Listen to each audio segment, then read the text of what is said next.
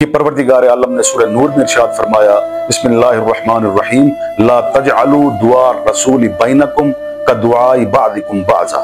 پروردگار عالم ارشاد فرماتا ہے کہ خبردار میرے رسول کو ویسے مت پکارو جیسے تم آپس میں ایک دوسرے کو پکارتے ہو۔ پروردگار عالم نے سورہ حجرات میں ارشاد فرمایا بسم اللہ الرحمن الرحیم یا ایھا الذین آمنوا لا ترفعوا اصواتکم فوق صوت النبی۔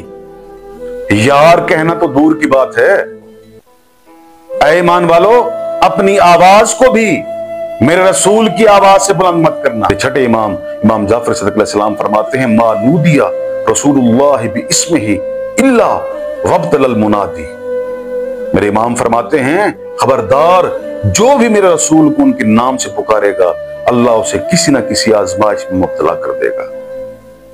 کیا کمال کا فرمان ہے میرے معزز سامعین۔ دیکھیے آپ کو کس نے حق دیا جب پورے قرآن میں پروردگار عالم نے اپنے حبیب کو نام لے کر نہیں پکارا، جب بھی پکارا یا ایھا الرسول کہہ کر پکارا، یا ایھا النبی کہہ کر پکارا، یا ایھا المدثر کہہ کر پکارا، یا ایھا المزمل کہہ کر پکارا، تو آپ کو یہ کس نے حق دے دیا کہ آپ کہیں کہ رسول میرا یار ہے، رسول میرا دوست ہے؟